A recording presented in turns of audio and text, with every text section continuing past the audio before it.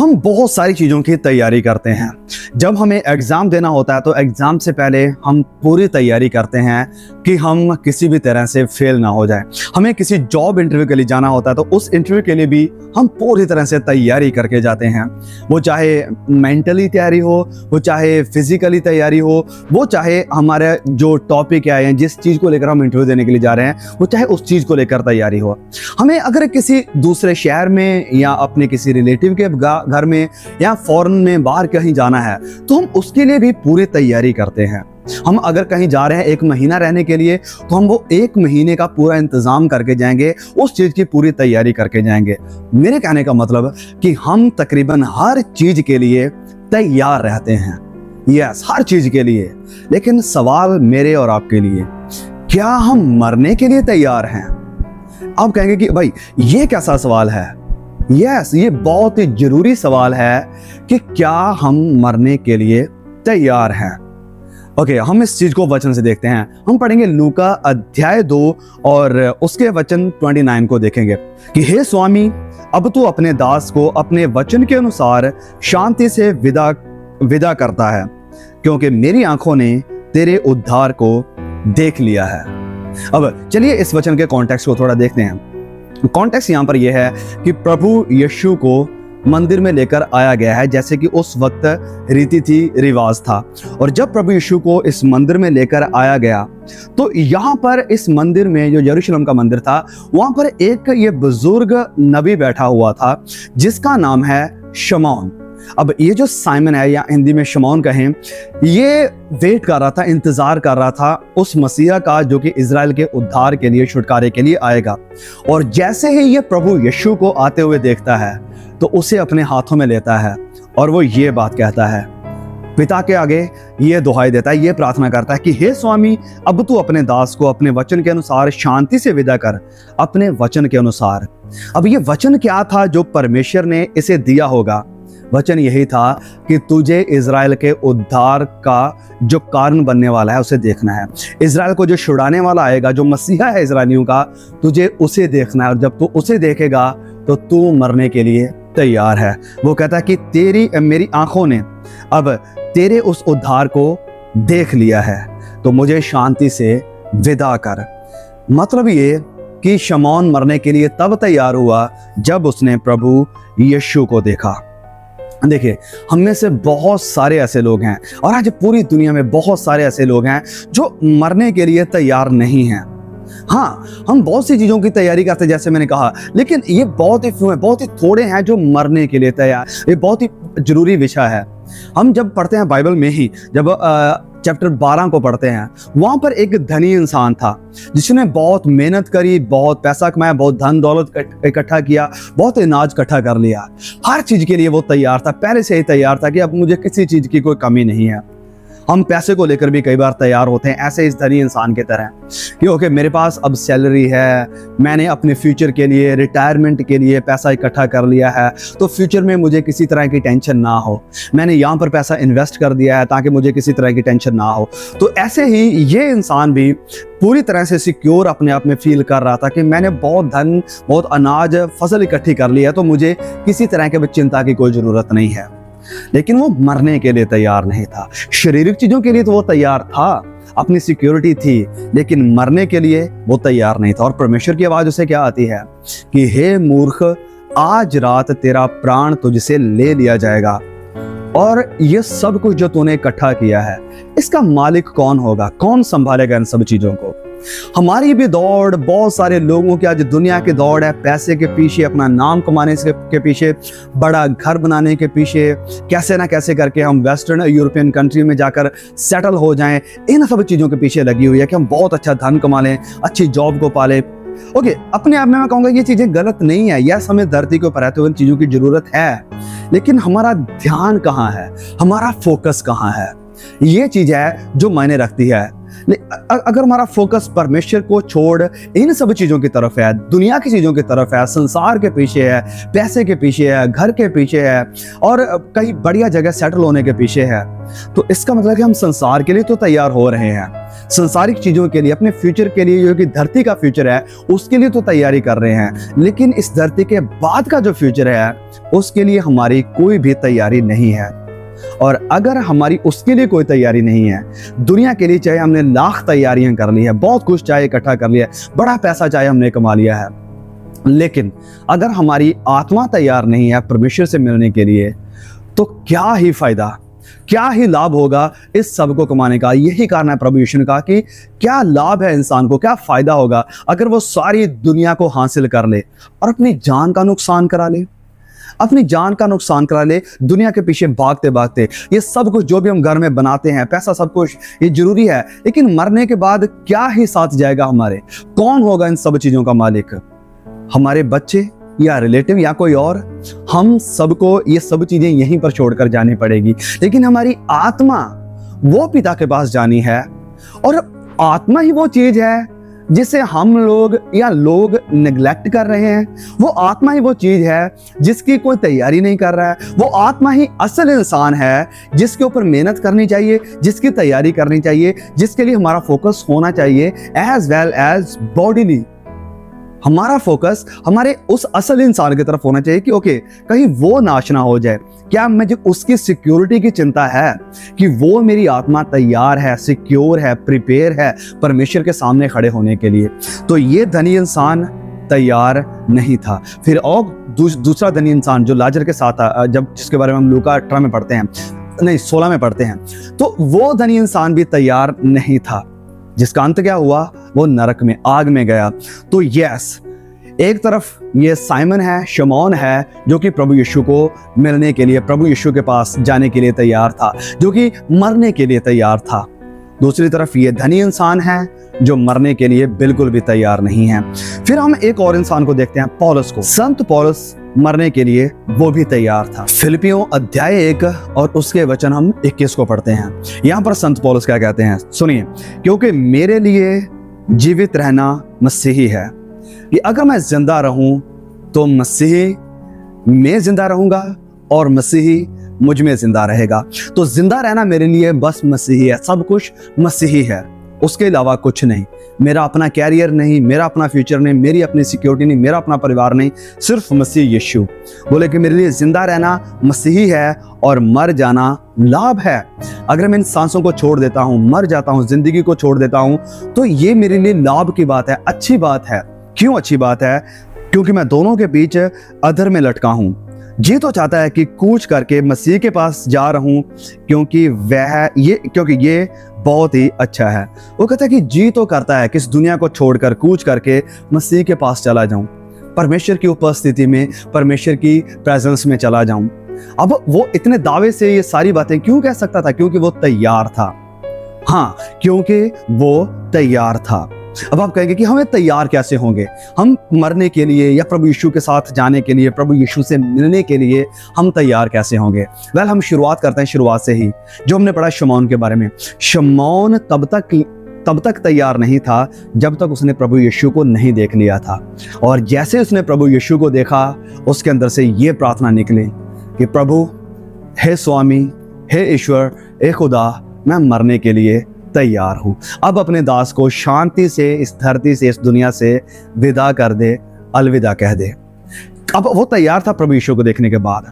अब दूसरी तरफ अगर हम बात करें संत पौलुस की, तो संत पौलुस ने भी प्रभु यीशु को देख लिया था। संत पौलुस ने भी प्रभु यीशु का सामना कर लिया था। अब क्योंकि संत पौलुस ने प्रभु यीशु को देख लिया था, उसने प्रभु यीशु का सामना कर लिया था, तो वो भी कह सकता है कि मैं मरने के लिए तैयार हूं, इस धरती को, दुनिया को अलविदा कहने के लिए तैयार हूं। फिर दूसरी तरफ ये धनी इंसान थे, इन्होंने प्रभु यीशु को नहीं जाना था, इन्होंने प्रभु यीशु को, सच्चाई को, वचनों को, धार्मिकता को नहीं जाना था, जिस कारण ये मरने के लिए तैयार नहीं थे। फिर एक और एग्जाम्पल हम देखते हैं, वो है उस थीफ के बारे में। यस, वो थीफ जो प्रभु यीशु के साथ क्रूस के ऊपर था। उस थीफ ने, उस डाकू ने कुछ नहीं किया, ना उसने बपतिस्मा लिया, ना उसने किसी चर्च को अटेंड किया, ना वो किसी फेलोशिप का हिस्सा बना, ना उसने कोई लंबी लंबी दुआएं करी, ना उसने कोई फास्टिंग किया, ना उसने कभी बाइबल को पढ़ा। वो तैयार था प्रभु यीशु के साथ पैराडाइज में, स्वर्ग में जाने के लिए या मरने के लिए, क्योंकि उसने अपनी नजरें प्रभु यीशु की तरफ घुमा ली थी। उसने प्रभु यीशु की तरफ देख लिया था। अब फॉर एग्जांपल मैं कई बार सोचता हूं कि जब ये डाकू जो प्रभु यीशु के साथ क्रूस के ऊपर लटका हुआ है, ये स्वर्ग में जाता है और वहां पर स्वर्गदूत आते हैं अपना रजिस्टर लिए हुए देखने के लिए, क्योंकि ये स्वर्ग में क्या कर रहा है, किस बेसिस पर, किस आधार पर ये यहाँ पर पहुंचा। तो ये लोग इस डाकू के पास आते हैं, इस चोर के पास, और उसे कहते हैं कि hey dude, how did you come here, तुम यहाँ पर कैसे आए, क्या तुमने बाइबल के सारे सिद्धांतों को जाना? वो कहेगा नहीं, मैंने नहीं जाना। क्या तुमने चर्च को अटेंड किया? नहीं, मैंने नहीं किया। क्या तुमने बपतिस्मा लिया? नहीं, मैंने नहीं लिया। क्या तुमने कभी बाइबल को पढ़ा? नहीं, मैंने नहीं पढ़ा। क्या किसी अच्छे बाइबल टीचर को सुना? नहीं, मैंने नहीं सुना। क्या बाइबल के सारे सिद्धांतों का, बाइबल के सारी फाउंडेशंस का, डॉगमास, डॉक्ट्रिन्स का तुम्हें पता था? नहीं, मुझे बिल्कुल भी नहीं पता था। दुआ में कितना टाइम तुमने गुजारा? कभी नहीं। तुम करते क्या रहे वहां पर? मैं चोर था, गुंडा था, डाकू था, गलत काम करता था।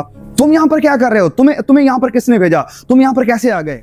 तो वो चोर अपनी नजरें, अपना हाथ प्रभु यीशु की तरफ दिखाता है और कहता है कि उस इंसान ने कहा कि तू मेरे साथ स्वर्ग में आ सकता है, तो मैं यहां पर हूं। तो यस, जब प्रभु यीशु आपको कह देते हैं कि तू मेरे साथ स्वर्ग लोक में होगा, मैंने तुझे उद्धार दे दिया है, तुझे जिंदगी दे दी है, हर कोई जो मेरे पास आता है मैं उसे कभी त्यागूंगा नहीं, जो कोई मेरे जिंदगी के स्रोत को या जल को पीता है वो कभी भी प्यासा नहीं होगा, जो इस रोटी में से खाता है जो कि मैं हूं वो कभी भूखा ना होगा। तो उसे प्रभु यीशु के साथ हमेशा की जिंदगी जीने का अधिकार है। ये सब चीजें जिनका मैंने जिक्र किया, जब तक हम जिंदा हैं जरूरी हैं, हमें करना चाहिए हमारी आत्मिक ग्रोथ के लिए। लेकिन हमारे उद्धार का कारण ये सब चीजें नहीं है, हमारी परफॉर्मेंस नहीं है। हमारे उद्धार का कारण प्रभु यीशु है, जिसने क्रूस के ऊपर अपनी जान देकर, अपना लहू बहाकर, मेरे और गुनाहों का, आपके गुनाहों का कफारा बन के, मेरे और आपके गुनाहों को अपने ऊपर उठाकर, हमारा हाथ पकड़कर कहा कि चलो मेरे साथ, come on, let's go together, चलो मेरे साथ उस स्थान में जो स्थान मैंने आपके लिए तैयार किया है, चलो उस जगह पर जो मैंने आपके लिए तैयार की है, चलो उस जगह पर जो मेरे पिता ने आपको देने का वायदा किया है। कैसे? प्रभु यीशु के द्वारा, सिर्फ और सिर्फ प्रभु यीशु के द्वारा। Yes, Jesus alone and alone is worthy of our salvation. He alone is worthy of our praise because of our salvation. क्योंकि उसने हमें उद्धार दिया है, इसलिए वो महिमा के योग्य है, और वही है जो हमें उद्धार देता है। प्रभु यीशु कहते हैं यूहन्ना 14 में कि राह, सच्चाई और जिंदगी मैं हूं, और बिना मेरे द्वारा कोई भी पिता के पास नहीं जा सकता है। बिना मेरे द्वारा अगर हम यीशु के पास नहीं आते हैं, यीशु के थ्रू होकर नहीं जाते हैं, हम कभी भी अनंत जिंदगी को, हम कभी भी उद्धार को, कभी भी स्वर्ग राज्य को हासिल नहीं कर सकते हैं अगर प्रभु यीशु इसमें नहीं है। प्रभु यीशु के बिना हमारे सारे काम, हमारी सारी मेहनत, हमारी दुआएं, हमारा बाइबल पढ़ना, हमारा फेलोशिप को अटेंड करना, हमारा चर्च में जाना, प्रभु यीशु के बिना ये सब अधूरा है। अब मैं आपसे पूछना चाहता हूं, क्या आपने प्रभु यीशु को देखा है? क्या आपने प्रभु यीशु का सामना किया है? क्या आपने प्रभु यीशु के साथ वक्त गुजारा है? क्या आप प्रभु यीशु को जानते हैं? क्या प्रभु यीशु आपको जानते हैं? Because that is what matters the most. ये वो बात है जो सबसे ज्यादा मायने रखती है, और यही वो चीज है जो हमें स्वर्ग राज के लिए तैयार करती है। हमारी नजरें प्रभु यीशु की तरफ लगाना, हमारा प्रभु यीशु को देख लेना। जब हम प्रभु यीशु को देख लेते हैं, जब हम प्रभु यीशु में आ जाते हैं, जब हम प्रभु यीशु के रास्ते में आ जाते हैं, तो हम स्वर्ग के लिए, हम मरने के लिए, हम सोने के लिए तैयार हैं। शिमौन की तरह संत पौलुस की तरह हम प्रभु यीशु के पास जाने के लिए तैयार है। सो प्लीज मेरे भाइयों मेरी बहनों, मैं आपसे रिक्वेस्ट करूंगा, क्या आपने अपना भरोसा अपने अच्छे कामों पर लगाया है? क्या आपने अपना भरोसा अपनी जो डिनोमिनेशन है, आपकी जो चर्च संस्था है, क्या उसके ऊपर लगा कर रखा है? क्या आपने अपना भरोसा जो चर्च के ट्रेडिशंस हैं, जो रीति रिवाज हैं, क्या उनके ऊपर लगा कर रखा है? क्या आपने अपने उद्धार के लिए भरोसा अपने बपतिस्मा के ऊपर लगाया हुआ है? क्या आपने उद्धार के लिए भरोसा अपने पास्टर के ऊपर लगा कर रखा है? क्या आपने अपने उद्धार का भरोसा किसी पर्टिकुलर पवित्र होली लैंड विजिट करने के ऊपर लगा कर रखा है? तो प्लीज मैं आपसे कहना चाहता हूं कि आप पछताओगे, आप पछताओगे। आप जहां पर भी हैं, आप जैसे भी हैं, आप चाहे कोई भी हैं, आप बड़े परमेश्वर के दास भी हो सकते हैं। क्या आपने अपना भरोसा अपनी मिनिस्ट्री के ऊपर लगा कर रखा है कि मैंने इतने लोगों को सुसमाचार सुना दिया है, इतने लोगों के नाम मैंने रजिस्टर कर लिया है जिन्हें मैंने बपतिस्मा दिया है? अगर आपका भरोसा इन सब चीजों के ऊपर है तो आप, मैं कह रहा हूं कि पछताओगे। प्रभु कहेंगे कि मैंने तुम्हें कभी नहीं जाना। उद्धार का कारण मसीह यीशु है। मैं आपसे कहता हूं कि आज ही इंसानों के ऊपर भरोसे से पश्चाताप करें, आज ही अपने अच्छे कामों से पश्चाताप करें, आज ही अपनी परफॉर्मेंस से पश्चाताप करें, अपने आप को नम्र करो। किसी भी तरह का घमंड ना करो अपने कामों के ऊपर, अपने मिनिस्ट्री के ऊपर, अपने बाल बच्चों के ऊपर, अपने पास्टर के ऊपर, अपनी संस्था के ऊपर। सम पीपल आई सी से कि मैं तो कैथोलिक हूं, I am a proud Catholic, I am a proud Protestant, मुझे कैथोलिक होने में, प्रोटेस्टेंट होने में घमंड है, मैं बैप्टिस्ट हूं, मुझे इसमें घमंड है, मैं ब्रदरन चर्च से हूं, मुझे इसके ऊपर घमंड है, हम पेंटिकॉस्टल हैं, हमें इसके ऊपर घमंड है। अरे ये सारा आपका घमंड मिट्टी में जाएगा, मिट्टी में। क्या आपको इस बात के ऊपर घमंड है कि मैं प्रभु यीशु में हूं? मुझे इस बात के ऊपर घमंड है कि मैं प्रभु यीशु में हूं। मुझे इस बात के ऊपर घमंड है कि मुझे प्रभु यीशु ने अपने लहू के द्वारा साफ किया है, शुद्ध किया है, पवित्र किया है। क्या आपका घमंड प्रभु यीशु और उसकी सलीब है, या आपका घमंड आपके अच्छे काम, आपकी डिनोमिनेशन, आपका पास्टर या आपकी कलीसिया है? अगर ये सब चीजें हैं तो मैं फिर से कहूं, आप पछताओगे। आइए तौबा करें इस सारी बुराई से, आइए तौबा करें, पश्चाताप करें इस सारे घमंड से, अपने आप को नम्र करके, अपने इन सारे पापों से पश्चाताप करके प्रभु यीशु की तरफ अपनी नजरें लगाएं, प्रभु यीशु के ऊपर विश्वास करें और कहें कि प्रभु यीशु मुझे क्षमा करो, मुझे माफ करो, मैं आपके पास आता हूं, मैं आपकी उपस्थिति में आता हूं, मैं आपको देखना चाहता हूं, मैं आप में बढ़ना चाहता हूं, मैं आपको पहनना चाहता हूं, मैं आपके स्वरूप में आना चाहता हूं प्रभु, और मैं हमेशा की जिंदगी आपकी प्रेजेंस में, आपके कदमों में, आपके साथ गुजारना चाहता हूं। प्लीज उस चोर की तरह, उस डाकू की तरह मुझे अपने पास ले जाओ। आइए मेरे भाइयों बहनों, ये मैसेज, ये आज का ये जो वीडियो है आपकी बहुत मदद करे कि आपका भरोसा परमेश्वर के साथ जाने के लिए और प्रभु यीशु के पास रहने के लिए और मरने के बाद हमेशा की जिंदगी पाने के लिए, वो किसी और चीज के ऊपर नहीं, सिर्फ और सिर्फ मसीह यीशु पर हो।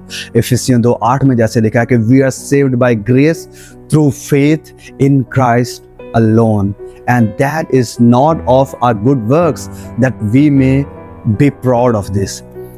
वचन में लिखा है कि हम परमेश्वर के अनुग्रह के द्वारा प्रभु यीशु के ऊपर उद्धार करने, विश्वास करने के द्वारा बचाए गए हैं, और ये हमारे अच्छे कामों के कारण नहीं हुआ है ताकि हम घमंड करें।